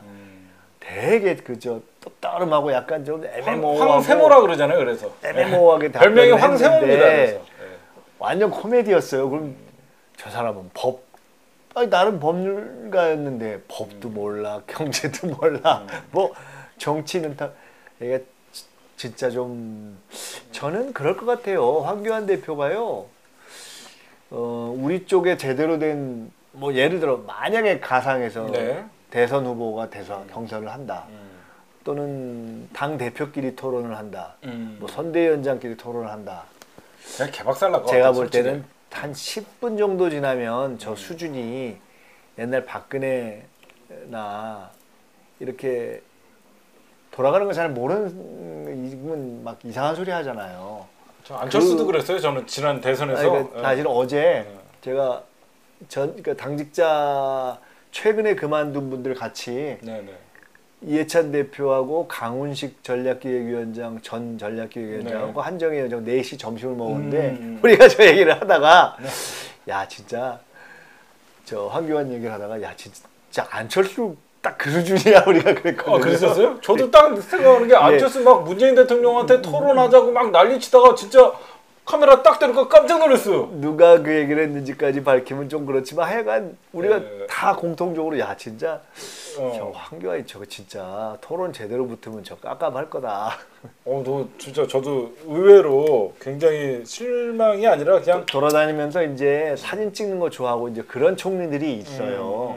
되게 내용 없거든요. 의전 중시하고. 의전 중시. 황교안 대표가 의전 좋아하는 거는 우리가 이미 알잖아요. 막 기차 KTX역까지 차 타고 들어오고 깜짝 놀랐죠. 권한대행인데 막 거의 대통령처럼 막 시계 돌리려고 그러니까 저 양반이 폼은 되게 좋아. 폼생폼사인가 봐요. 그러니까 막 지금도 온 국민이 들어오라고 그러고 이제 자기 당 내에서도 이제 국회 들어가자고 그러는데 뭐 반대의 목소리가 있죠. 대통령하고 빨리 1대1로 만나주시오. 그 소리하고 뜬금없이. 되게 뜬금없어요 보면. 그러니까 저분 말씀이 맞아요. 자유한국당에 어울리는 대표예요. 저는 그렇게 생각해요. 딱 자유한국당 수준. 오죽하면 홍준표 전 대표가 다 비판을 쉽겠어요. 그러니까 홍준표 전 대표가 볼 때도 홍준표 전 대표는 또 굉장히 뜬금없는 소리를 하지만 어떤 부분에 대해서는 자기 논리가 있잖아요. 그러니까 맞아요. 그러니까 아마 홍준표 전 대표가 볼 땐 저건 진짜 아니다 이렇게 생각. 제가 명언을 남겼습니다. 남자 박근혜라고. 근데 저는 요번에 황교안 대표가 왜 저런 얘기를 했는지 저는 다 알아요. 왜 그러냐면 그 부산 중소기업 그 소상공인 거기서 부산에서 기업을 하시는 중소기업 분들을 모신 자리에서 그 얘기를 한 거거든요. 한마디로 중소기업이 뭐 임금 때문에 고생을 하지 않냐. 근데 중소기업에서 일하는 노동자들이 대부분 외국인 많으니까 뭐 월급 좀 깎아줘. 이런 발언식으로 취지를 그러니까 시작한 이제 건데. 이런 거예요. 맞아요. 네, 저는 이게 황교안의 조급함이라고 생각해요. 이게 선거에서 조금 지지율을 다시 빠지고 있고 대선을 자기는 준비하고 있는데 원외 당대표고 그러다 보니까 저는 이거 황교안의 조바심에서 나는 정무감각도 제로라고 보여요. 이런 거예요. 우리가 국회의원들도 그렇고 지방의원들도 그렇게 어떤 사안이 있으면 현장 가서 얘기 들으면 막 여러 가지 얘기 하잖아요. 네, 맞습니다. 기업하는 분들이 이래서 어려워요, 저래 어려워 하다가 뭐 우리는 외국인들한테도 단 줘요 막 이러면 그때 귀에 이렇게 가는 소리를 하거든요. 근데 정치인이라는 건 제대로 된 정치인이라면 그 중에서 각을 세워서 이렇게 정리할 거 정리하고 그렇죠. 얘기하는데 이 말에는 이렇게 대답하고 저 말은 저렇게 무조건 듣기 좋은 얘기 하다 보면 그 자리에서 똥볼 차는 거거든요. 근데 이제 이게 기본 축구 룰을 알아야 맞습니다. 공을 차도 제대로 차는데 저긴 전혀 돌아가는 걸 모르니까. 진짜 아무것도 모르더라고요. 제가 한 예로 여러분들 이해찬 대표가 정치 정말 연륜이 높다고 생각하는 게 얼마 전에 이해찬 대표도 그 어디죠? 그 어디 외식 어딘가 그분들이랑 간담회를 했는데 그분이 맞아요. 느닷없이 비례대표를 달라고 요구를 하니까 그 자리에서 쳐버렸죠. 그 자리에서 이건 아니다. 사전에 조율 안 된 이런 걸 하지 말라 그러면서 아니, 사전에 조율 안 된 그 차원이 아니라 뭐라고 할 때는 했어요. 원칙적으로 이게 무슨 이런 간담회가 무슨 민원하는 자리도 아니고 비례대표를 요구하는 그런 정치적 자리는 발언을 하지 말아라. 비례대표 요구하는 건 아니다라고 딱 그러니까 이해찬 대표는 경륜도 있고 자기 소신이 있는 분이니까 순간 딱 판단을 하시는 거예요. 정리할 걸 정리하는 건데 황교안은 그냥 앞에서 대표님 이거 좀 해주세요. 그러니까 그거는 제가 법적으로 검토를 해보겠습니다. 아니 이랬을 거야. 모르는 거거든. 황교안 대표는 만약 그런 이해찬 대표와 똑같은 케이스였다면은 자유한국당은 지금 비례대표 없애자고 예를 들어 이런 얘기를 하고 있다 가도 만약 그렇게 하고 있었다 하더라도 그 얘기를 들으면 네 비례대표 해드려야죠. 진짜 여러분들 같은 분들 해드려야 되는데 이랬을 고생한 분들에 대해서는 반드시 서운하지 않게 조치를 취하겠습니다. 아마 그런 얘기했을 거예요. 제가 보기엔. 우리 저 고자연님이 교활하지 않아요. 그냥 멍청해요 이러고 그 뒤에 영원한 반성님이 큰 웃음 빅재미 황교안 이랬는데 진짜 이게 보면 우리 그런 얘기 있잖아요. 항상 역사가 2번 되풀이된다. 한 번은 비극이고 두 번째는 희극이다 이랬는데 이게 지금 남자 박근혜가 여자 박근혜가 비극으로 끝내고 남자 박근혜가 이제 희극으로 우리에게 또 한 번 원장님이 남자 박근혜라고 하시면 안 돼요. 괜히 또 비판받으시니까 그건 제 말입니다. 남자 박근혜라고 우리가 이제 제가 한 거고요. 네네. 우리 원장님은 제 말을 인용한 인용을 것뿐이에요. 했습니다. 그러니까 원장님이 한 거 아니다. 저희 방송을 보는 또 조중동의 기사를 기고하려는 분들 그러시면 안 돼요. 제가 한 겁니다. 남자 박근혜는. 그다음에 이 정도로 하면 우리가 뭐 질타할 것 없이 그냥 무식해요. 경제도 모르면서 무슨 지금 문재인 정부의 경제를 비판하는 자체가 더 웃긴 것 같아요. 제가 보면. 저는 아마 황교안 대표가 이번 이제 스텝이 꼬이기 시작한 거거든요. 그러니까 계속 꼬였잖아요. 그러니까 처음에 며칠 조금 이렇게 좀 이게 정치라는 게요. 제가 그런 얘기를 가끔 하는데 황근혜 어떠세요? 아니 그 다 좋고요. 정치권 밖에서 몸무게가 이렇게 나가 보이는 사람들 있잖아요. 아, 이게 밖에서. 이 정치판이요. 괜히 냉정한 데입니다. 무서워요. 그래서 근수가 바로 달리는 데예요. 일주일이면 근수가 다 나와요. 그래서 정치권 밖에서 외곽으로 돌 때 좀 폼 잡던 분들이 딱 정치의 링에 올라오면 특히 선거라는 링에 올라오면 일주일 내에 손 들고 내려가는 경우가 많아요. 실력이 드러나거든요. 반기문 총장이 예를 들어서 그럼요. 근데 황교안 대표가 당대표되고 한 일주일은 그냥 이렇게 허허 웃고 이런 걸로 때우는 것이 가능한데 그게 그 이상은 어려워요. 그래서 예를 들어 지금 심지어 뭐 5.18 이런 것도 있고 할 때 뭐 이걸 징계해야 된다, 뭐 잘해야 된다 말 못하고 넘어가잖아요. 또 막말 얘기가 나오는데 막말 징계할 것처럼 했다가 눈치보다 이것저것 하니까 막말이 뭔지를 뭘 좀 알아봐야 되겠다 이러 나오잖아요. 이제 그 수준을 넘어서서 그때까지만 해도 정치적인 문제인데 지금은 진짜 몰라서 네네. 헤매는 단계에 들어간 거예요. 그래서 저는 이게 뭐의 시작이라고 보려면 국민들이나 언론이나 또는 우리 같은 시민들이 이제는 황교안 대표한테 정치의 초단 정도 되면 알 수 있는 질문들을 이제 막 할 거예요. 네네. 그러면 이제 내내 이제 그러거나 본인이 엄청 부담스러고 조심스럽고 거의 뭐 공자 말씀 수준. 아니 공자 말씀 잘못된 공자님은 훌륭하셨으니까 네. 좀 막연한 애매모호한 소리 네네. 할 거예요. 그래서 그런 황교안의 내공이 이제 아까 우리가 얘기한 것처럼 안철수 대표한테 우리가 갑자기 이렇게 아까 끌어들인 건 조금 미안한데 네. 그러니까 실제로 잘 모르는 분들이 링에 올라가면 헤매는 그런 네. 모습을 이제 보일 것이다. 저는 일단 이거를 야구로 좀 비교하면요, 여러분들. 어떻게 보면 참신한 선발 투수가 올라와갖고 처음에는 기대를 많이 하고 하다가 한 3회까지는 잘 무실점으로 방어를 하다가요.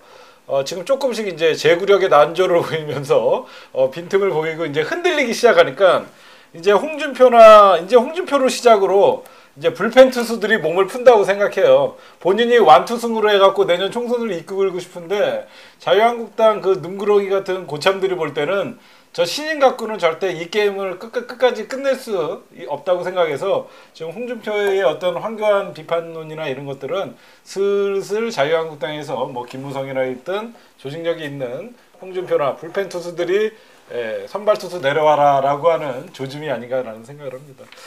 그렇게 비교하면 여러분들 좀 잘 알아주실 것 같고 시간이 다 돼가니까 마지막으로 지금 황교안을 하여튼 모른다. 그리고 저는 이런 얘기를 했어요. 네, 먼저 말씀하시고. 어떤 얘기를 했었냐면요. 양영자 현정화 이후에 최고의 환상의 복식조 황교안, 나경원 어떤 혼합복식조가 아닌가. 대한민국의 자유한국당 정치 말아먹는데 최고 1등 복식 아닌가 생각을 하는데 지금 전 이럴 것 같아요. 황교안 대표가 나경원 원내대표가 계속 똥볼을 찼잖아요. 그러니까 사실은 저거 좀 심하지 않아? 네. 내부에 당내에 이런 정서가 있었을 거예요. 그래서 황교안 대표도 그냥 저기 하지만 속으로는 나경원이 저거 진짜 이렇게 생각했을 거예요. 서로 한심하다는 것 같아요. 그리고 나경원 원내대표도 자기가 계속 실수를 하니까 좀 그렇다 하는 게 있었을 거예요. 근데 최근에는 이제 황교안 대표가 이제 실력을 슬슬 드러내기 시작하니까 네. 이제 나경원 원내대표도 속으로 아 저건 좀 나은 줄 알았더니 저거 황이네 네. 이렇게 생각했는데 정말 말짱황. 황이네 이렇게 생각했는데 아 그거 맞네. 황교안 대표는 황이에요 그냥. 그래서 원장님 어떻게 보면 민주당이 참 복도 있어요.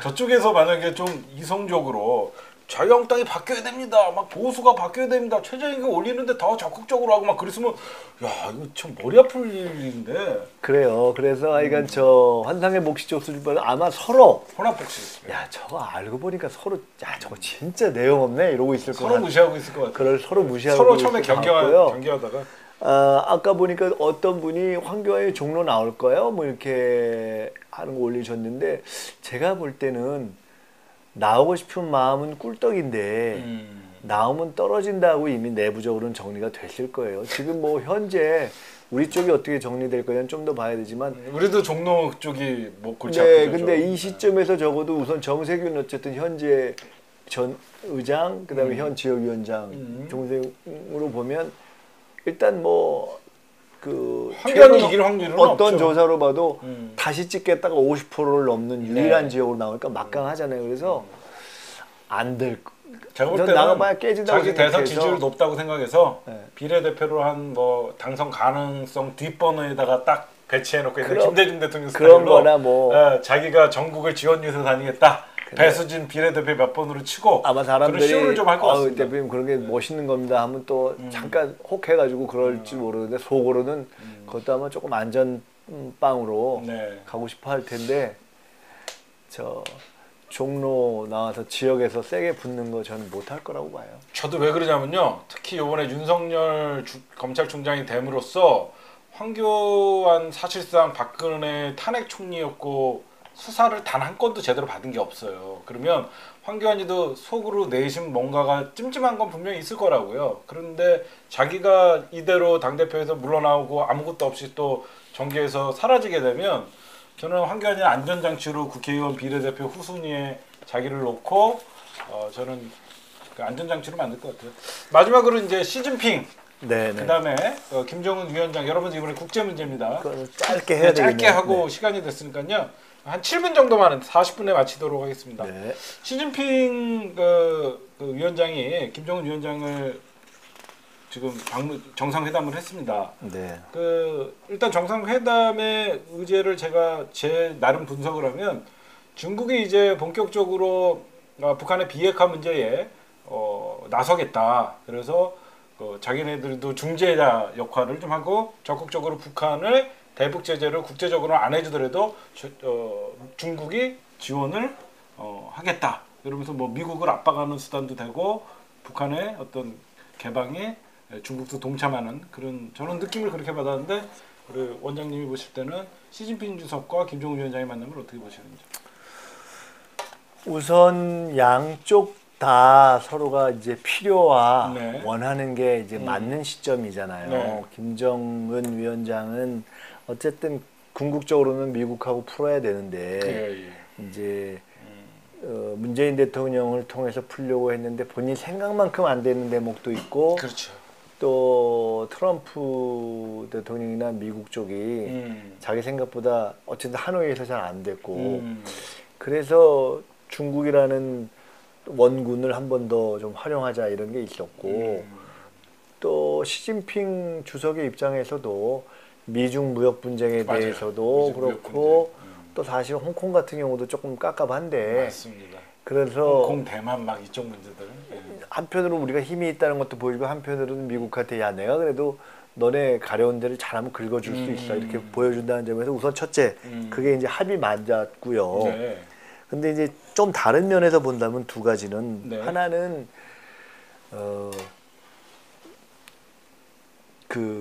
이렇게 표현을 썼잖아요. 시진핑 주석과 양쪽이 조선반도 문제가 잘 풀려야 된다. 네. 즉 우리 언론에서는 비핵화 문제를 얘기했는데 그냥 비핵화라고 한 것이 아니라 조선반도 문제라고 해서 이 사안의 차원을 높이고 키웠어요. 즉 한반도 문제, 그러니까 비핵화 문제를 포함하는 한반도 문제, 중국에서 늘 이야기해왔던 쌍중단. 그러니까 한편으로는 양쪽이 다 핵미사일 어떤 실험과 미국과 한국 입장에서는 군사훈련을 중단해라. 근데 그건 이미 된 거니까. 그거 말고 또 하나는 이게 평화 체제를 만들어야 된다는 얘기를 계속 해왔단 말이에요. 그래서 그냥 비핵화 프레임으로 접근하는 게 아니라 이런 평화 체제 프레임으로 접근해서 판을 키운 측면이 하나가 있어서 원론적인 걸 들어간 거 어떻게 보면 조금 더 어려워지는 면도 있고요. 또 하나는 그러면서 이게 미북 간의 양자 협상으로 풀리지가 않고 계속 가면 중국, 경우에 따라 러시아까지 들어서는 과거에 육자회담 프레임으로 갈 수도 있다라는 지금 맞대기로 간 거거든요. 그래서 최근에 미국 외교협회 회장인 리처드 하스라는 분이 한국에 와서 얘기를 한 중에 여러 가지 분석을 했는데 어쨌든 그 중에 하나는 트럼프 대통령이나 미국이 지금 빨리 가야 된다. 이게 북한하고 협상을 빨리 해야지. 이게 늦추면 북이 핵 능력이 사실은 3배, 4배로 더 커지면 사실은 감당하기 어렵다. 이렇게 얘기를 했어요. 그러니까 오바마 대통령 때 전략적 인내라고 하면서 오히려 실력을 키워줬잖아요. 근데 자칫해서 또 그렇게 되면 안 되니까 북한의 의도가 남아있고 등등등 하지만 일단은 진행은 빨리 해야 된다는 지적을 한 것처럼 지금 이제 중국과의 변수가 생기면서 그럼에도 불구하고 결국은 이게 미국과 풀어야 되는 문제이기 때문에 양쪽 다 그걸 명확하게 알고 빨리 풀리도록 하는데 어쨌든 이게 촉매가 됐으면 좋겠다. 네. 저는 일단 시진핑 주석과 김정은 위원장의 만남은요, 미중 무역 전쟁 아까 말씀하셨던 뭐 시진핑과 트럼프 간의 어떤 또 보이지 않는 미중 패권의 어떤 중국 문제, 중국이 한반도 문제를 끼어들면서 사실상 뭐 저는 나쁘다고는 안 봐요. 지금 현재는. 그리고 이제 더 나아가서 이제 종전선언 평화협정에 중국도 적극적으로 뭐 참여한다, 뭐 판을 뭐 키웠다는 것도 동의를 하고요. 어쨌든 여러분들 우리가 원장님이랑 저희가 지금 3회 시사 정치 브레인이라고 했는데 시청자가 급증을 했어요. 오늘 1200, 1300명까지 현재 1100명까지 들어와갔고요. 처음에 400, 500, 그 다음에 저번 주 600, 700, 그리고 이번 주에 1200, 그 다음에 꾸준히 하니까 또 많이 오는 것 같아요. 그러니까 저희가 처음엔 더 딱딱하고 좀 그랬는데 원장님이랑 저랑 앞으로는 좀 더 재밌게 하고요. 네, 또 여러분들이 보고 싶어하는 원장님이 진행을 잘하세요. 원장님 원래 여러분들 보셔도 적어 있잖아요. 100분 토론 이런 거 사실 진행자로서 되게 좀 제가 원래 정치 안 했으면 꿈이 앵커였어요. 앵커였거든요. 그래서 앞으로 여러분들 맞아 우리 최백은 교수님 여러분들이 보고 싶어 했는데 앞으로 원장님 또 여러분들 인맥풀이 끝내줍니다. 기회가 되면 좋은 분들 많이 모시고요. 저희도 그 다스베이다 전에 10시에 다스베이다 가니까 저희도 일주일에 뭐 한 번씩 뭐 20분이라도 뭐 모셔갖고 하고 매번 하는 건 좀 힘들 텐데 하여간 보자고요. 제가 얼마 전에 좋은 분들 모셔갖고 얼마 전에 할게요. 얼마 전에 최백은 교수하고도 얼마 전에 통화했고 수축사회라는 책 여기서도 한번 말씀드렸는데 썼던 홍성국 교수하고도 통화했었고 홍성국 교수는 제가 아마 홍성국 최백은 두 분 다 이 민주시민학교 시즌 2에 강연하려고 이제 하기로 했고요. 요새 보좌관이라는 드라마가 또 뭐 시작했다 그래서 제가 국회 보좌관 회장 출신이면서 지금 청와대 가 있는 또 후배가 있길래 야 언제 한번 와서 거기가 마침 도보다리 그 기획한 그래서 언제 우리 시사타파 하는데 기회 되면 한번 오시라고 그랬고요. 지금 김민석 TV 아까 어떤 분이 400 몇십 명이라고 불쌍하다 그러셨는데 불쌍하죠. 지금 김민석 TV와 동시에 송출하고 있어요. 시작한 지가 사실은 얼마 안 됐어요. 며칠 안 됐습니다. 그러니까 그 여러분이 일단 1000명 도달할 수 있도록 1차 목표 1000명 도와주세요. 김민석 TV 저기 여러분들 누르시면 바로 1차 목표 1000명입니다. 여러분들 동시 시청이 나가고 있고 지금 아프리카 TV로도 방송이 나가고 있고요. 어쨌든 여러분들 그 채팅으로 한 시청자들 원장님한테 물어보고 싶은 거 한 2, 3분 정도 물어보고 원장님 마지막으로 매번 이렇게 하던 걸로 할게요. 그리고 아까 처음에 말씀했던 것처럼 저희가 오늘 굉장히 많이 이름을 여러 가지 아이디어를 주셔서 그 중에서도 한번 골라보고요. 그 사이에라도 혹시 우리 저 타파님한테라든가 저한테는 아이디어 주시고 해서 저희가 늦어도 다음 주나 다다음 주까지는 이제 정말 좋은 이름을 뒤에 뭐 이쁜 현수막이나 그거 정해서 현수막도 만들고 그렇게 하도록 노력을 하겠습니다. 그리고 선물도 드릴게요. 네, 좋은 이름도 제안해 주시고. 구독했어요? 구독 안 한 사람들은 배신이에요. 네. 현재 448명, 네, 100명 늘었네. 고맙습니다. 네. 여러분들 어때요? 방송 재밌었어요? 방송은 저는 기본적으로 재밌어야 된다고 생각해요. 너무 진지해도 안 되고 그럼 제 채널 돌아가요. 그래서 365명에서 457. 예, 알겠습니다. 우리가 코디가 괜찮다고요? 알겠습니다. 다스베이다 지난번에 원장할 때 오라 그랬는데 그때 바빠가지고 못 가는데 다음에 요청 오면 한번 나가서 광고할게요. 광고하시면 확 올라갑니다. 네, 네. 저도 꾸준히 광고할게요. 여러분들 저희는 또 다음 주에 여러분들 더 많이 준비해서요. 더 앞으로 점점 발전하는 김민석 의원이란다. 너무 빨랐죠. 김석 원장님과 시사타파가 여러분들 재밌는 프로 만들게요. 고맙습니다, 여러분들. 네, 감사합니다.